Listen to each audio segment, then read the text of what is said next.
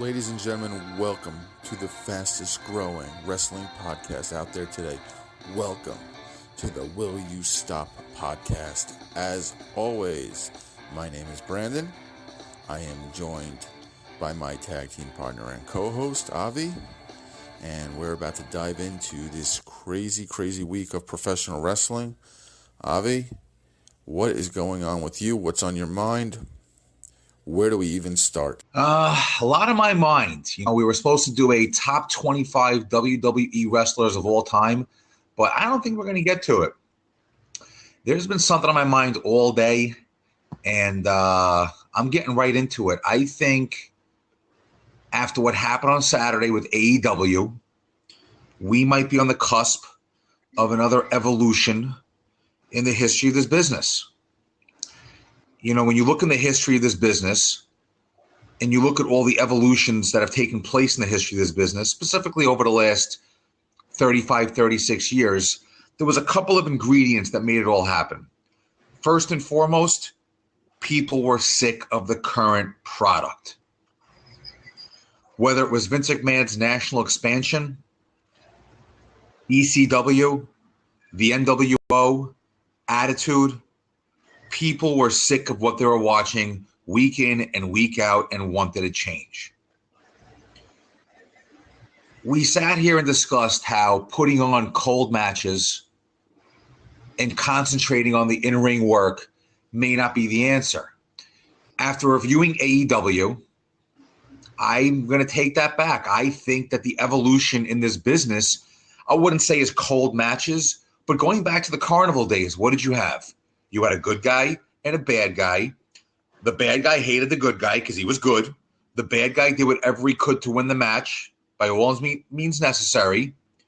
And the good guy would stick to the rules until they finally had that blow off, and then the good guy would show some heel tendencies. How would most of these feuds start? Maybe they would turn on each other in a tag match. Maybe they both wanted a championship shot. It didn't matter what the situation was, but that's how wrestling always was. Good guy versus bad guy without the theatrics.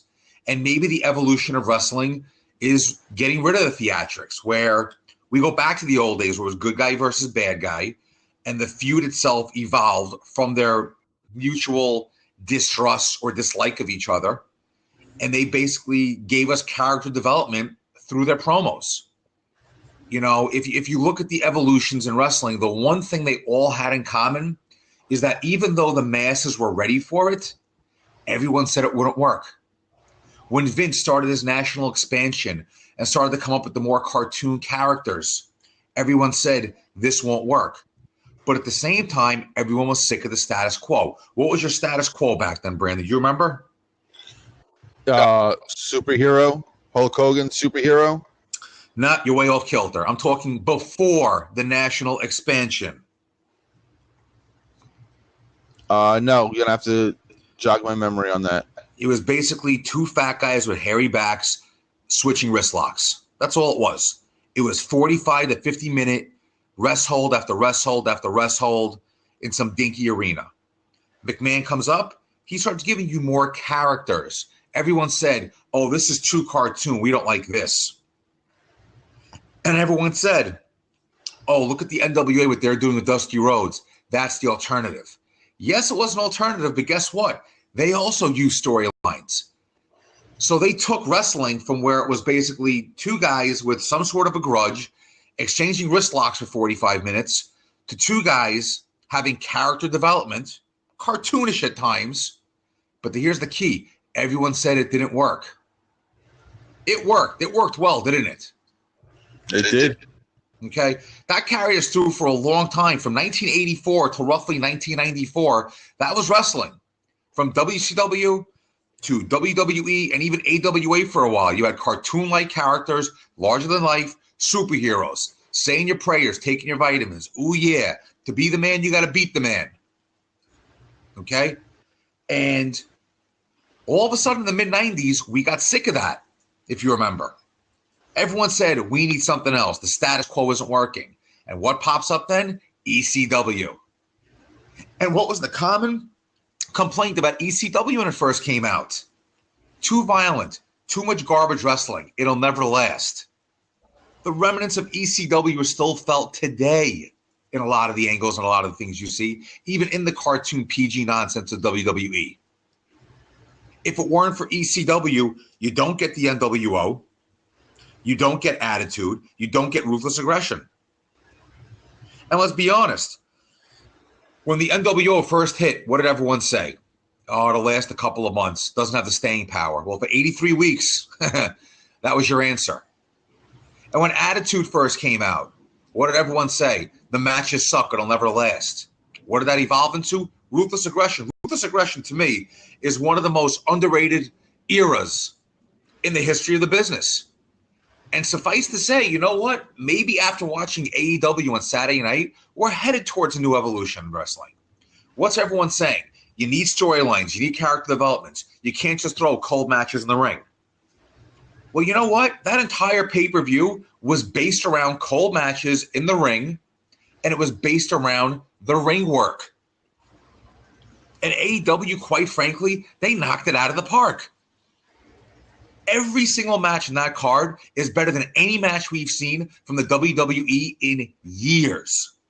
That tag team match, we've never seen a tag team match like that in WWE. Have we? No. Okay? So you think about it. Everyone's ranting and raving AEW, this and that. Yeah, we got to see where they go creatively come October. But you know what? If that's the first step in the next evolution of wrestling, where we basically base our shows around the in-ring product, you know what, man? I am all for it. Because after what I saw last night as Vince's answer to the AEW, let me tell you something. That was an absolute fucking disgrace what I saw last night. A fucking disgrace. Granted, AEW's got work to do. We got to see character development. But that's where those shoots come in. That's where those backstage interviews come in. Always part of wrestling. But like I said, if the evolution of wrestling is the in-ring product, I'll take it. I knew you were going to go with the AEW conversation to start the show today. And I actually had a question for you as it pertains to Raw last night. Do you honestly feel that Vince even considered changing anything in response to AEW, or do you think that was his idea of Raw from last week and AEW wasn't even a thought in his mind to try to change things up? And that we just got more of the same crap we've been getting week in, week out, month in, month out, year in, year out. Let me tell you something. Whether or not that was Vince's answer, it shows us that we really need AEW. Because right now, I'll be honest with you, okay, cold matches may not tickle our fancy because we're used to storylines, but you know what? ECW didn't tickle a lot of people's fancy when it first came out. NWO didn't tickle a lot of people's fancy when it first came out. Vince McMahon's expansion with Hulk Hogan saying your prayers, eating your vitamins. Guess what? That didn't tickle a lot of people's fancy when that first came out, but it all worked because it was needed. Wrestling needed to come out of the doldrums of high school gyms and smoky arenas that were dark with two fat guys exchanging wrist locks to get to the Silver Dome. Wrestling needed to go back to the bingo hall to bring us back to the basics of wrestling, to get us to Attitude, to get us to the NWO. I mean, last night's show, let's start out. The first hour and 15 minutes consisted of Brock Lesnar teasing us about taking a match last night while dancing in the ring. That's what we spent an hour and 15 minutes watching last night. Okay? If I'm Vince McMahon and I see what AEW just put on, I tell my 39, 40-man writing team, you give me 8 to 10 quality matches tomorrow night. I don't care who you throw in there. And you almost saw that. Cesaro and Ricochet actually gave us, by WWE standards, a good match last night. Why couldn't we get 7 more of those? You're going to tell me Rollins and Sami Zayn couldn't give us a 25-minute great match last night? I'm pretty sure they could. Given the time, definitely. You have this wild card bullshit. Why not have Roman Reigns and Drew go at it last night in the main event? Why not bring over Kevin Owens last night? You had every opportunity to answer the bell to AEW. You had every opportunity to show, yeah, you know what? They gave us a great show Saturday. Here's what we can do. And instead, you gave us the stupidest shit I have seen probably since last week, to be quite honest with you. And the one thing I look forward to, the Firefly Funhouse has now gone to shit. Honestly, it's stupid now. It's stupid. Okay, you had something going on there. And now you're basically, I mean, they went down the Michael Myers route of hiding behind the mask because it makes him happy or some crap like that. It's enough already. I get it. Abby's one of the voices in his head. He has the voices in his head. Get to the ring and start doing what you're supposed to do. The vignettes are gotten old and stupid. But here's my thing. You know what? 20 years ago, we wouldn't have had a problem with these vignettes going on and on and on and on. Maybe just part of the evolution of wrestling is we've grown out of those vignettes and we're ready for the in-ring product. And I think AEW showed us that. We're ready for the in-ring product. And if you look at what Dean Ambrose, John Moxley, whatever his name is, did at the end of that pay-per-view, that's a classic wrestling angle. Guy comes in at the end, attacks a guy at the end of a pay-per-view, and there's your next feud.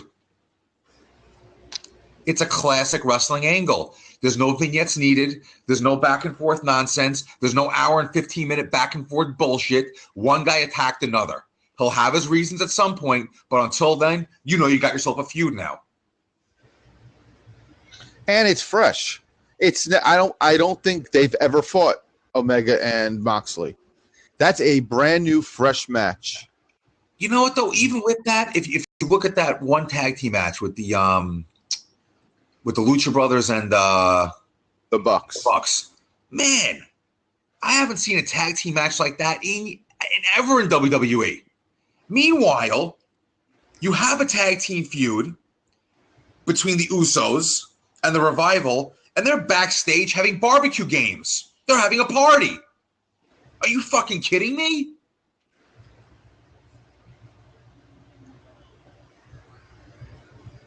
This has just gotten to a point with WWE.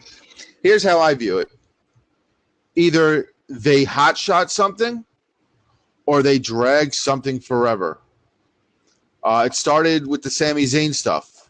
Yeah, the first 2 weeks that he started cutting those promos were cute, but then they let it go on for another month. You dragged it out. Now, with like you said, with the Bray Wyatt stuff, it was cute the first few weeks. Now they're dragging it out. Either that or let's go the opposite end, and instead of building to an AJ Seth Rollins match, we're going to hotshot that right away.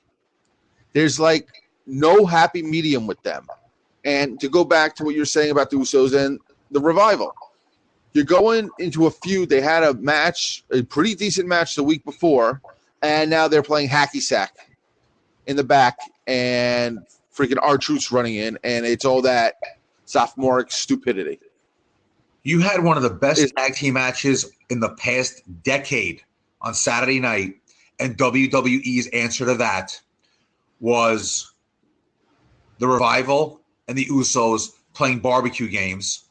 Then they throw out this ridiculous match with the Iconics against Becky and Nikki Cross. What was the point of that? For Lacey Evans to walk out. That was the point. I mean, you literally had every opportunity last night to give us some great matches. To say, hey, AEW, we can do this also. And you did nothing last night. I mean, that fatal four-way, that was a fucking joke. Are you fucking kidding me?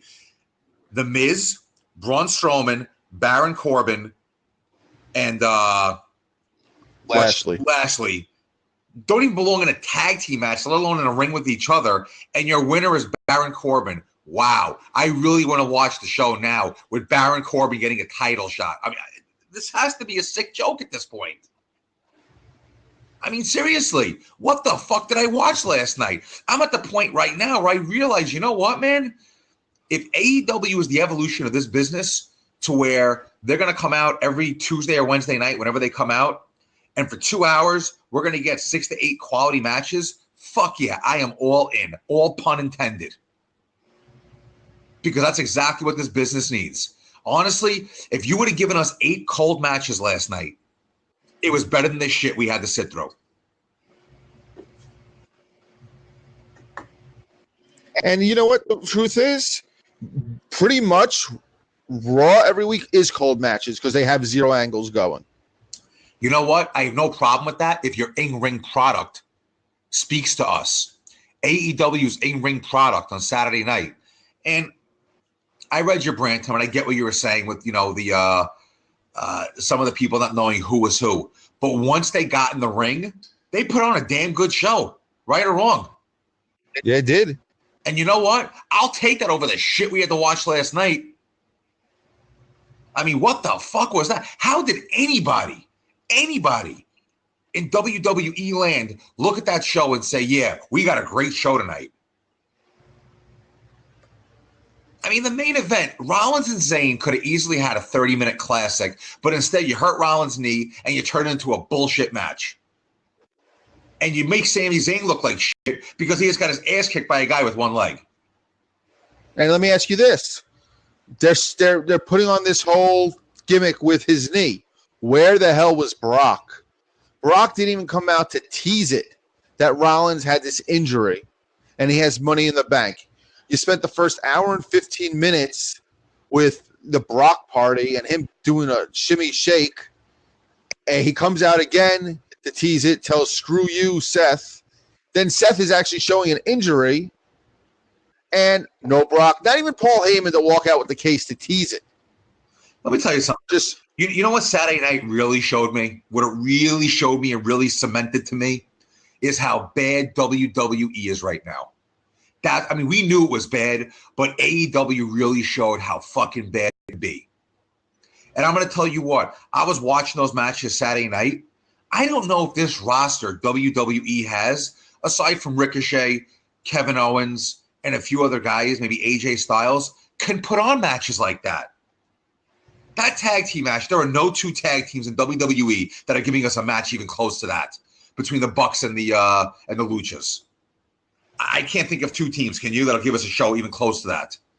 Oh, no, not in WWE, not in NXT, not in 205 Live, UK, nothing they got on that roster right now, no matter what quote-unquote brand you want to look at, is going to put on a match, a tag match, like we saw from the Bucks and the Lucha Brothers. That was a sick match. I could watch that match 1,000 times. That was one of the best tag team matches I've seen. I mean, the Bucks are just a ridiculous tag team.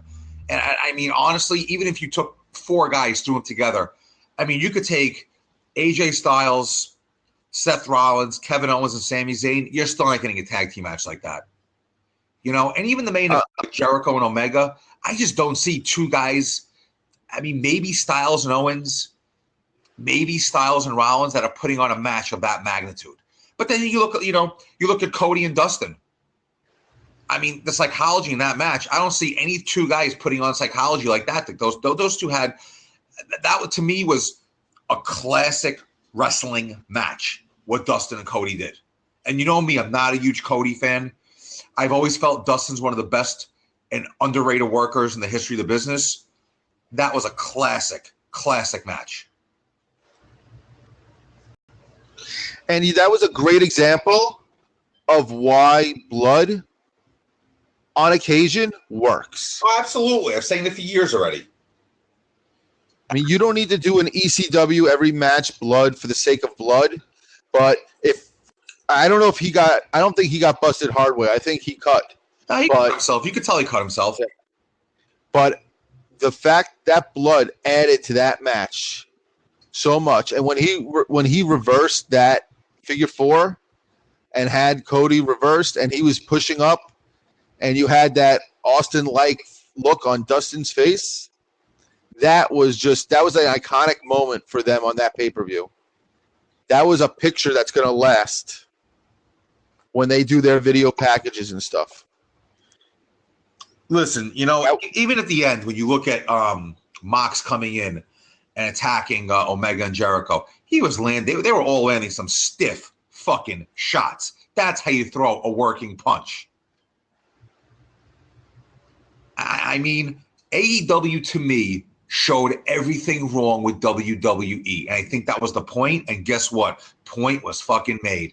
I cannot wait. You know me, I love the summer, but I cannot wait until October. Because honestly, I think once they get on TNT and they start having these matches and they throw some angles behind these matches, Vince and company better wake the fuck up. Because a main event of Roman Reigns and R-Truth against Elias and Drew is not going to do shit against what AEW is going to throw at them. You have Drew McIntyre in your roster. Why are him and Roman Reigns not beating the shit out of each other in a no-holds-barred match right now in the ring? Because instead we have to have Shane as the focus. Because there always has to be a McMahon as the focus. I mean, said it before, I'll say it again.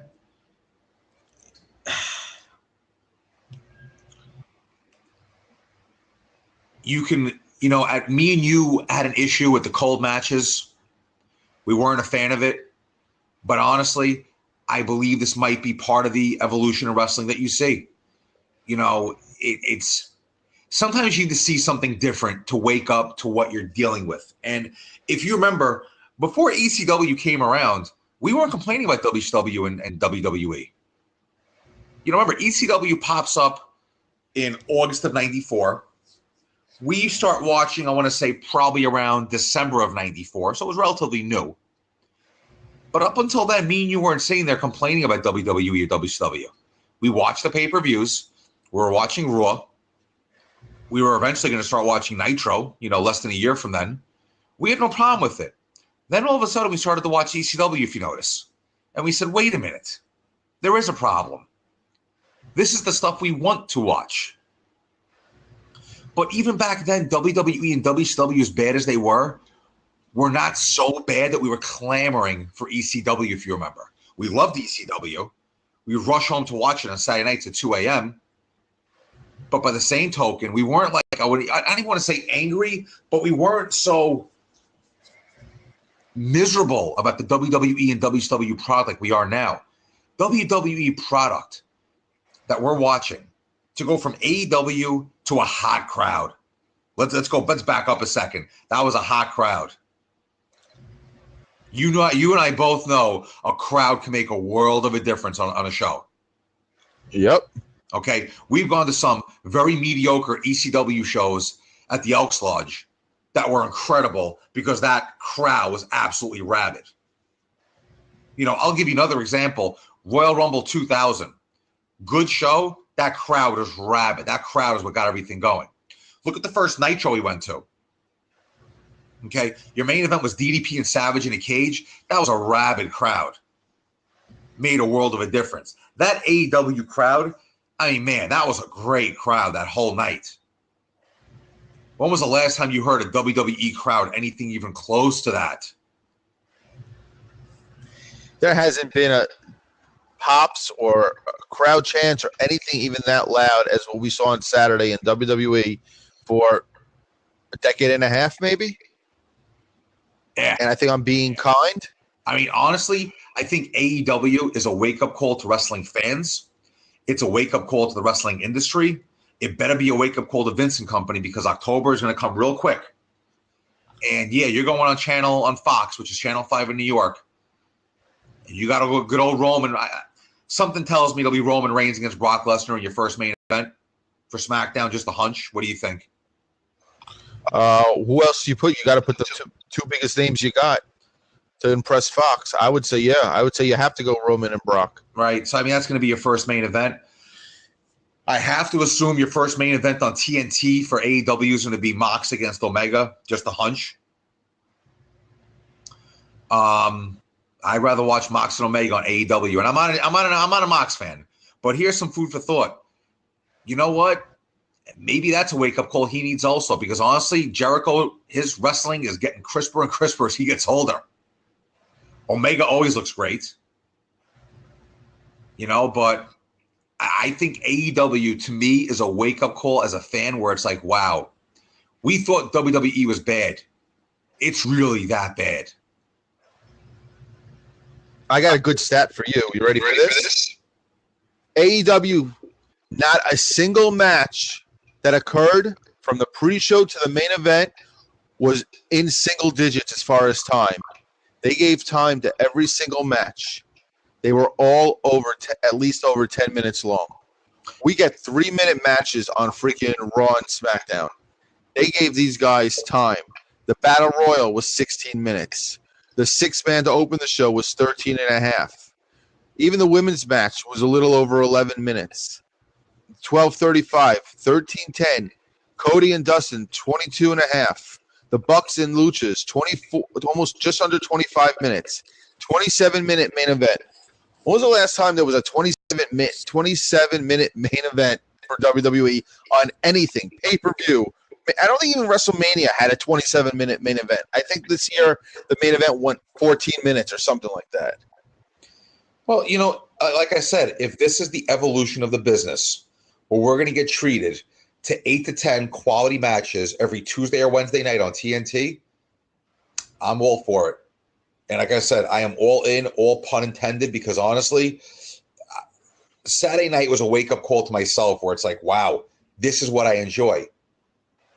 I enjoyed New Japan, I think, and you enjoyed New Japan also. But I think the issues we had with New Japan is that it was mostly Japanese wrestlers, obviously, and we didn't get that character development. I'll give you an example. Jay White. I think Jay White would be huge in North America. I hope AEW brings him over here. We don't get enough character development with him over in Japan. A, because the shows are weeks to months behind, and B, that's just not a big part of the Japanese product is that character development. You can develop characters in the ring. That's what interviews are for. That's what the backstage interviews are for. I love those backstage interviews AEW is doing, taking a page out of New Japan's book. So you know what? Maybe becoming more in-ring oriented, more sports oriented, where the interviews take place after the match, backstage. You get rid of those vignettes and stuff like that. Maybe that's where we're headed. And you know what? If that's where we're headed after Saturday night, I'm fine with it. And for their first show, their production was pretty damn good. Listen, if that's the evolutionary process of this business, I am all for it compared to the crap we're dealing with right now. I want to ask you, first off, IWC has been on fire since Saturday. I have never seen so much infighting, and it has become a WWE versus AEW on the internet war. Because it's either you're pro AEW or you're pro WWE, and they're going at each other hard. I have never seen so much salty people going at each other over the stupidest amount of stuff. It's like either people hated the pay-per-view or they loved it. But this is what I want to ask you. Today, our good friend Vince Russo went on a little tirade on Twitter claiming that WWE and AEW are in bed together. And I want to get your thoughts on this. Well, what were the facts he was bringing up? Because I didn't hear it, but what were the facts he was actually bringing up that would support this ridiculous theory? He had none. My only assumption is because how quickly John Moxley showed up, and the fact that Sami Zayn dropped AEW's name on Raw last night.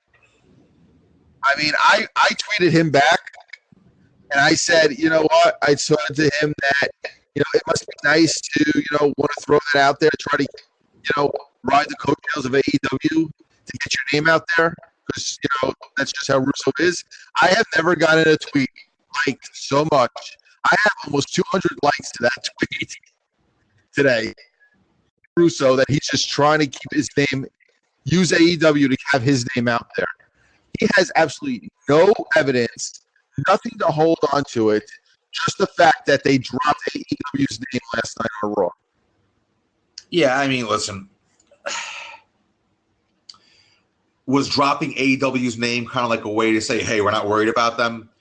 That's cute and that's nice. Let me tell you something. WWE needs to be worried about them. Granted, you're $1 billion conglomerate that's going to be on 2 separate channels or whatnot, but you need the fans in order to succeed. And as we've seen before, the fans have abandoned Vince.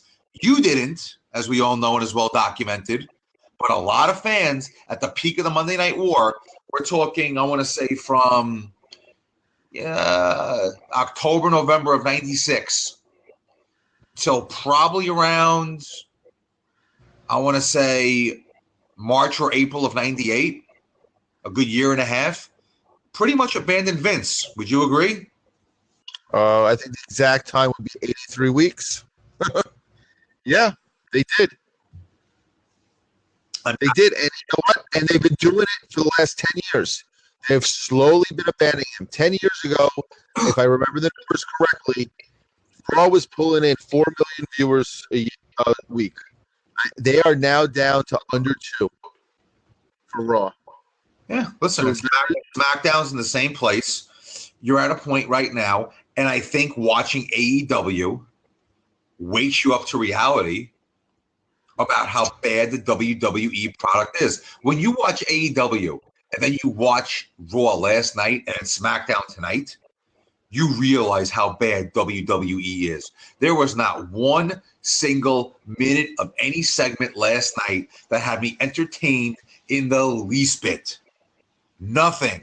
From Brock dancing to the women's tag team match, back to Brock dancing, to even Ricochet and Cesaro, which wasn't bad, to that fatal four-way, to the Usos and the Revival playing, barbecue games, to the main event. I mean, there was nothing remotely interesting or remotely entertaining about Raw last night. Nothing at all. Yeah, you're right. There was absolutely nothing. I had my phone on while at work, and I was looking between what I was doing. But from what I saw and then the YouTube clips, nothing. There was nothing at all that was cute or entertaining. Yeah, Brock's little dance was cute. He showed an ounce of personality for once. But that's it. There was literally nothing. It was 3 hours of nothingness. If you skipped Raw and wait till next week, you wouldn't have missed something. I mean, you have TV shows like Game of Thrones. If you missed 1 week of Game of Thrones, you were lost. You had no clue what was going on. Even during the Monday Night Raws, if you missed a Nitro or a Raw, you came back the next week, you wouldn't know what's going on because they actually had consecutive, cohesive storylines. Now, you could miss a month of Raw and know exactly what was still going on. It has become so bad that this is now the second time in 3 weeks I could not get through SmackDown. I was going to ask you if you watched SmackDown tonight. I watched the first half. Kofi against Kevin Owens. They had a decent match. Nothing. Oh my God. Elias won the 24/7 title from R-Truth. And then Shane put him into the tag match with Roman. Daniel Bryan cut a promo. For the tag titles. They're going to a program with Heavy Machinery. Otherwise, nothing. Video packages and announcements that The Undertaker will be on Raw to promote his match against Goldberg for Jeddah next week. And nothingness. It was just absolutely nothing. You did not miss a single thing at all. Yeah, I mean, this is what it's been. I'll be honest with you, AEW, that show was a really entertaining show. When is the next AEW show? They got that Fire Feast, whatever that's called, coming up at the end of June. Then they got the Fight for the Fallen in Jacksonville, the one that's for like all the people with gun violence. I think that's in July. And then I think it was either August or September is the next one in Chicago. And then they're going to roll into October. Listen, like I said, I am all in. I think Saturday night sold me on the product. I know you weren't fully sold. Chat me up on that. Well, like we've been saying for a few weeks, we needed to see what they were going to bring to the table. Right, but I think even after you watched it, you didn't seem like you were fully sold. What lacked in your eyes? Well, once I went back and actually had time to watch the last 3 matches because my feed I was watching, I'm going to be honest, I wasn't paying $50 for it. The feed I had kept crapping out. so I wasn't getting the full effect of the matches. Once on Saturday, I went on Sunday, and I went back and I took my time and watched it. Originally, I didn't get all the psychology to the Dustin and Cody match. Once I was able to actually see the match and rewatch it again. You're breaking up really bad. You're breaking up really bad. The last 10 minutes, you're breaking up really bad. Do you hear me now? Yeah, now you're good. The Cody and the Dustin match, once I rewatched it, then I knew and I could see the psychology. I didn't, once I watched the tag team match, that was an awesome Young Bucks match. I love the storyline they told in the match, selling off the fact that they had only 2 matches this year, and they had a couple of miscues to show the ring rust, and then they came back to win that pretty much out of nowhere. And then, Jericho and Omega are going to put on a good match. I think their match in Japan was slightly better. I'm not a fan of that Judas elbow that he's using now. But as far as a main event for their first show, I think the match was great. And then, of course, Moxley coming out of nowhere, the crowd went nuts for him. And he didn't establish that he's a face.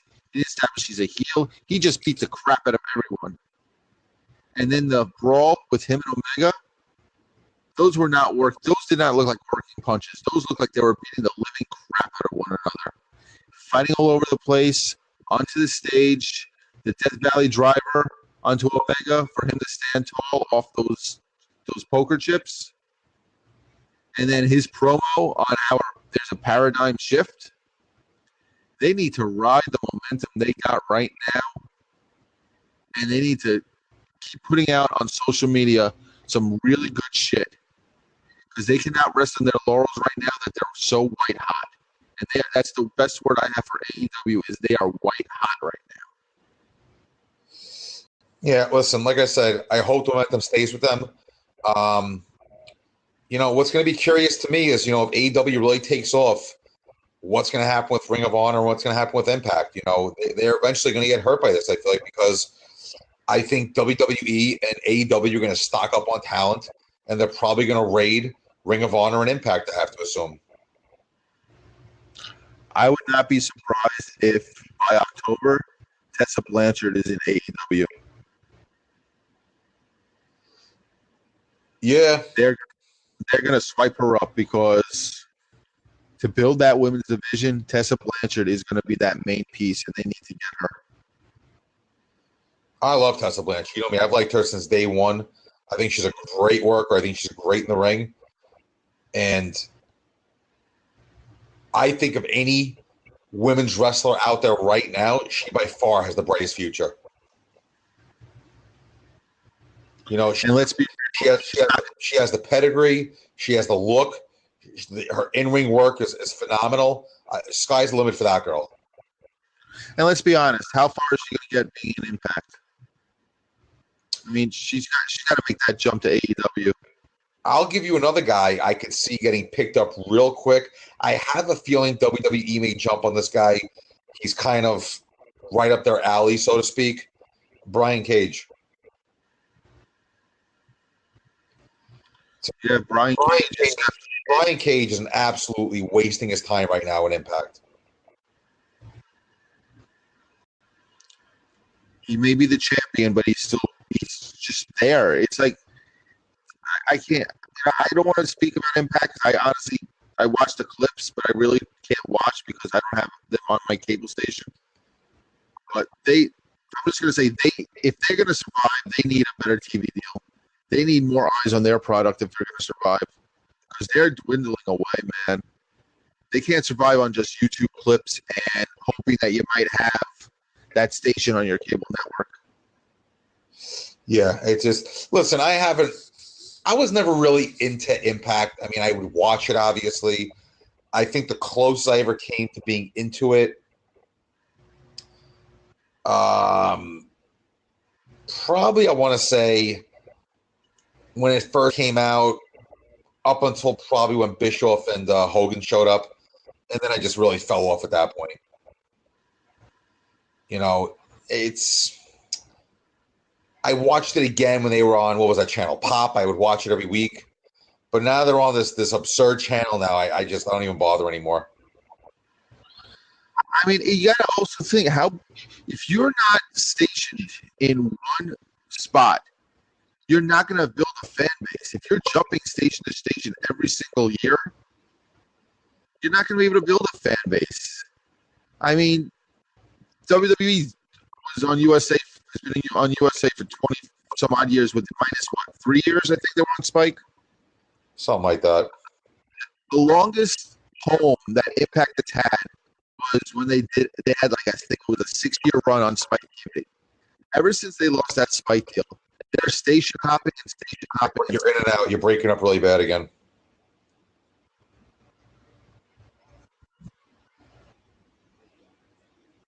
What I was saying was station hop too much. Ever since they lost their Spike TV deal, every year it's not their fault. They're station hopping. They just can't get that good contract that you need. You know, we're still living in a time where you got to get that good TV contract. And that's what AEW's got right out of the jump street, right out of the gate. Well, listen, it was a breath of fresh air. I enjoyed the pay-per-view tremendously. It makes me enjoy WWE even less right now, to be honest with you. You know, if this is the evolution of wrestling, you know what? I'm all in. Like I said, every time wrestling went through an evolution, as I said earlier, whether it was McMahon's expansion and going to more of the characters or ECW or the NWO or Attitude, etc., the one thing they all had in common was that, A, like I said, we were ready for it, and B, everyone said it wouldn't work. They said the cartoon characters would never get over it, wrestling fans. It got over. They said ECW was garbage wrestling. It would never get over. It got over. NWO would be a flash in the pan. 83 weeks later, it was still going. Attitude would never work. It brought us ruthless aggression. Best era, as far as I'm concerned, for in-ring action, probably in the history of the company. So, you know what? People are saying these cold matches don't work. They worked fine for 3 hours the other night. Kept me entertained. You give me a good in-ring match, that'll keep me. Listen, last night, Ricochet and Cesaro, for the most part, was the most entertaining part of the show. They gave us a pretty decent match. If you gave us 6 or 7 more of those on Raw, guess what? Raw would have been a good show last night. Think about it. You could have booked, you had Cesaro and Ricochet. You could have had the Revival and Usos go at it in the ring. Okay? You could have had Becky going against one of the Iconics. The Iconics really aren't that bad in the ring. They could work. That's 3 good matches right there. You could have gone Rollins against Zayn. That's 4 matches. You could have had Kofi go against somebody. That's 5 matches. And you could have finished up with Drew and Roman in the main event. 6 quality matches. I would have been more than happy with that. You have AEW end their inaugural pay-per-view with a barn burner of a brawl. From the ring, down the ramp, through the crowd, up the chips on the stage area, finish it with a Death Valley driver, have Moxley standing tall. A brawl that looked real and looked like they were really laying into each other and throwing those punches, and that looked like a real brawl. So instead, you have Raw open up with a usual WWE brawl between Ziggler and Woods. So, to me, that's the response. As small and as bad as it was, to me, the opening of Monday Night Raw with that brawl between Woods and Ziggler was directly in response to the ending of the pay-per-view. And that was as far as it went for WWE showing any response to AEW Double or Nothing until maybe that line from Sami Zayn at the end of the night. it's my thing is this. I'd like to see Vince throw out some good matches one day.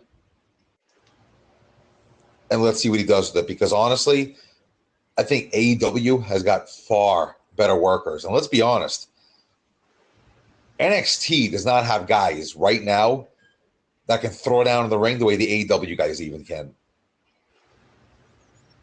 And Vince Not at all. Vince and company have to think about that. That might be a problem. If we're going through the evolution I think we're going through, you better get some horses. Because you're in a position right now where, who are your top workers right now in NXT? Velveteen Dream, Gargano, Cole. Who else? Matt Riddle. Matt Riddle, maybe. Matt Riddle can definitely keep up with that AEW kind of style. They got a believe it or not, it's quiet. They have a takeover this Saturday. 25th one, if I'm not mistaken, correct? Yeah, that's right. Matt Riddle I can see. Listen, I said it from the get-go. I believe Matt Riddle and guys like Matt Riddle are the future of this industry. Guys that can, wrestle that athletic wrestling style match with pieces of MMA thrown in there. But you look at a guy like Velveteen Dream, who I've never been a fan of. He's not fitting in too much with that evolutionary future of wrestling. His in-ring work is not capable of keeping up with what we saw Saturday night. What, you want to go through the card real quick? Go ahead. Okay, the main event is Johnny Gargano against Adam Cole for the NXT title. That should be a good match. Honestly, those guys do have good matches. Gargano's a good worker. Cole's a good worker.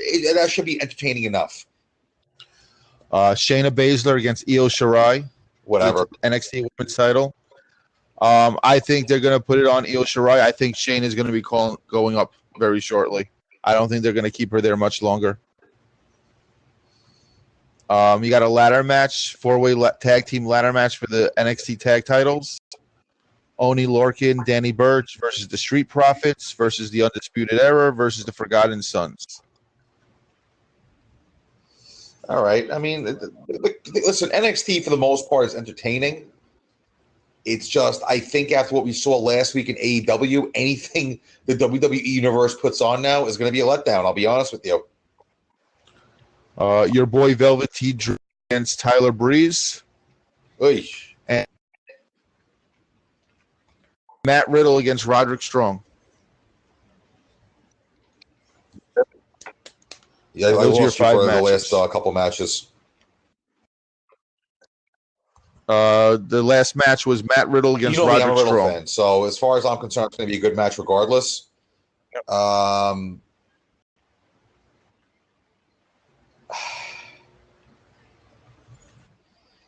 It's like I said, I think after what we saw Saturday night, it's going to be very hard for WWE to give us anything that can compare.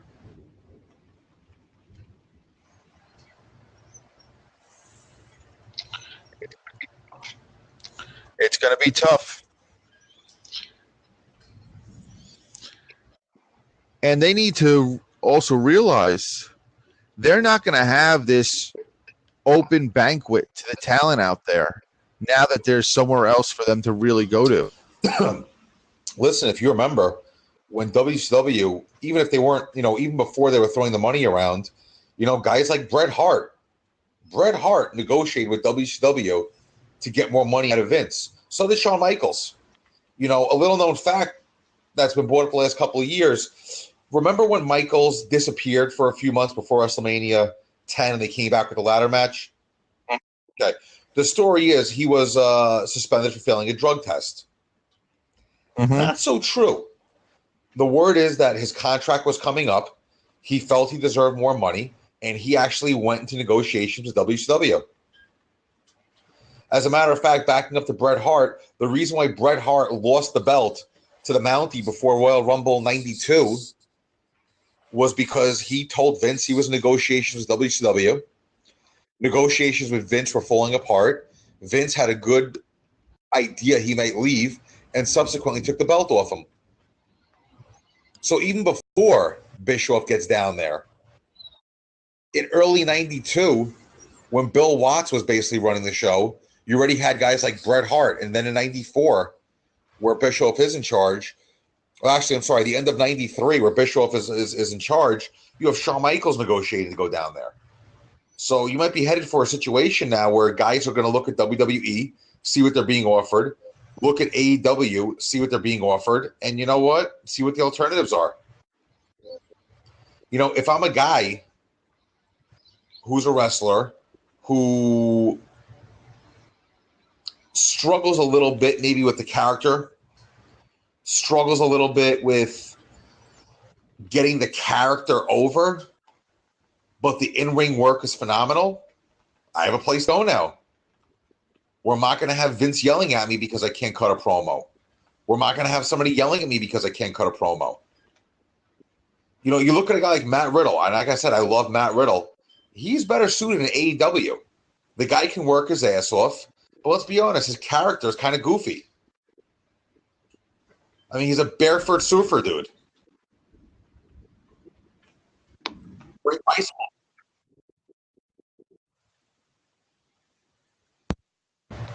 Yep.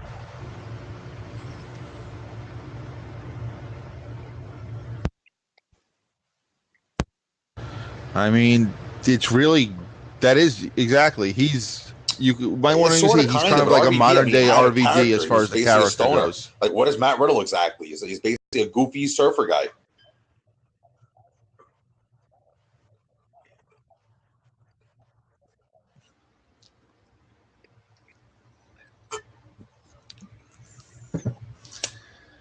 It's going to be interesting. Listen, the next 6 months is going to be very telling in professional wrestling. I mean, think about it. Our show tonight was supposed to be about top 25 wrestlers in WWE history. We're going to have to wait on that one because we're both so excited about what's going on now with AEW. You know, I think AEW is going to change the industry for the better. For the better.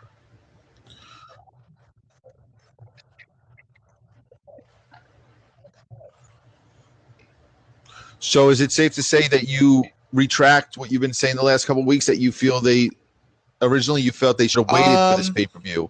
I feel that this pay-per-view was a necessary thing to let everyone know what they had. I think they should have started with the pay-per-view. I still stand that they should have started with a one-night tournament for the world title on TNT. I still think you still have to earn our $50 and us buying pay-per-view. I like what they did, though. It did work out well.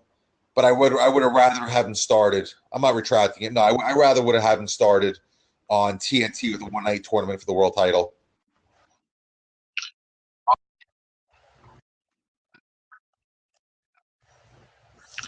Okay, do you hold off the Jericho versus Adam Page match for TNT? Or is that your main event for the Chicago show? They're throwing out a lot of stuff right now. What are they throwing at us for TNT? That's what I'd like to know.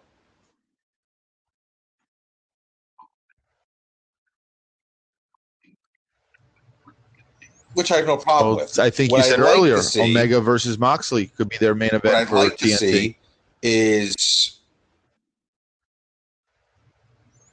a one-night tournament for that world title.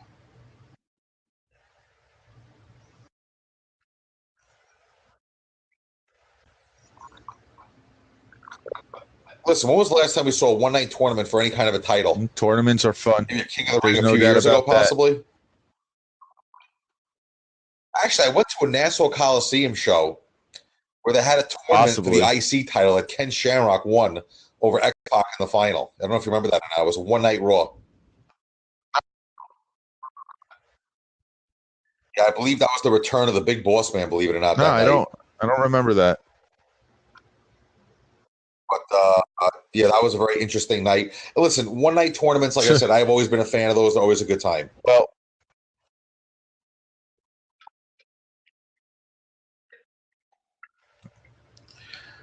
I have another question for you, Avi, and this is for you to explain to our audience. What exactly is a branch room?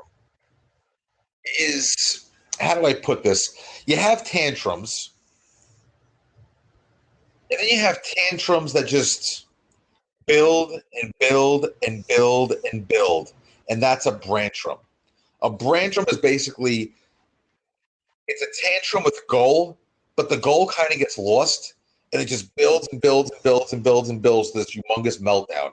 Usually, 99% of the time, it's wrestling induced, and it usually has to do with WWE coming off on the short end of the stick, so to speak.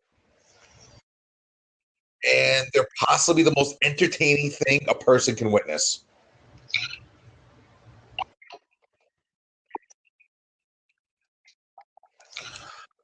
Well, normally through the years, these brantrums have had an audience of one, and then Avi, you've been the audience of one.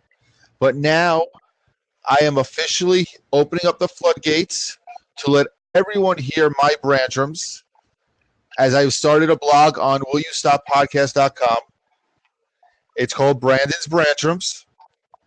I spoke about AEW on Sunday, and I wrote a long blog about that. If you guys want to visit our site, it's right there. And I'm going to try doing a couple a week. Oh, I know more you entertaining than a good old-fashioned brantrum. always were entertained by my brantrums. Are we talking about? Do you want to tell a story of brantrum? one of my more famous ones? So back around 2011, I don't even have. He it finishes my when sentences. Daniel folks. Bryan Go first ahead. became world champion. I had the audacity to question if he was ready to be a world champion yet. And our friend Brandon went on a brantrum for the ages, where he went on and on and on about how all we've had is John Cena and Randy Orton and Edge, and we've had nobody new take over the reins in the main event scene in WWE. And all he kept going on about is we need new blood, we need new blood, we need new blood. And it was easily one of the most entertaining brantrums of all time, because as we discussed last week, looking back on it, it made no sense, because literally all WWE had at one point was John Cena. So as much as everybody hated John Cena back around this time, all they had was John Cena. And they put the belt on Daniel Bryan. Didn't work out too well there. As a matter of fact, dare I say, Daniel Bryan didn't even find himself until recently, when he became a psycho hippie vegan recyclist. But now that we have your brantrums on a regular basis, all I have to say is this: life is good.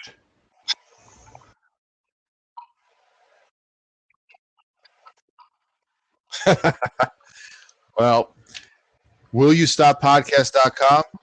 You can read my brantrums. You can put in your thoughts to what they can be, what you'd want me to talk about. You can email us, let us know what you want to talk about on the show. If you got questions for Avi's Encyclopedia of Knowledge, we got that. We got a ton of ways you can touch base with us. Facebook, Twitter, YouTube, where all our shows on. We're on Spotify, Apple Podcasts, Anchor. There's like so many ways for you guys to get in touch with us. People, so please hit us up. Let us know what you want to hear Come from after us. us. We welcome the challenge.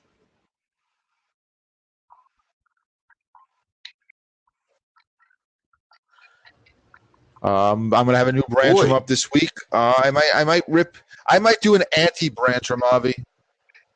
Usually, my brantrums were always pro WWE. Listen, at this point, I think you're gonna get an anti-WWE. After what we saw on Saturday this night, week. it really showed us that WWE right now, and I'm gonna say it, and I really hope somebody comes after me for saying this, is doing nothing correct right now.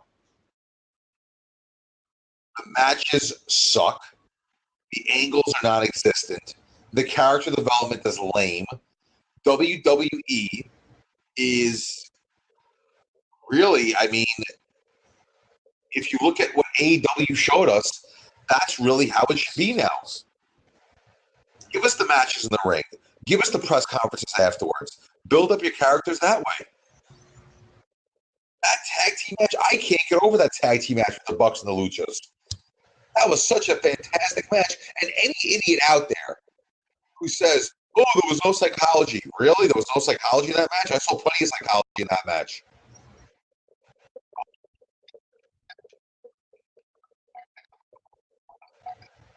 The whole psychology of the match was the fact that the Bucks were selling the fact that they were rusty. And would their time out of the ring to heal from injuries Listen, the psychology I saw was you have no idea what the hell's going to happen next. I saw that psychology. That was the psychology that I saw, and I loved it. I mean, you had no idea where that match was going.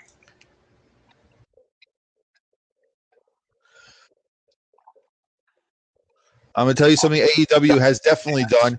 It has definitely lit a spark under wrestling fans because I have not seen passion on the internet for these guys honestly, if that's the direction in a wrestling very is long going time, in, like I've seen the last few days. Full pun intended, I am all in.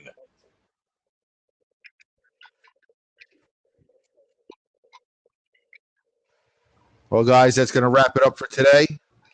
I'm Avi. Guys, keep this the coming questions weekend coming. for Keep another the show. coming. We're here for you. As always, I'm Brandon. See ya.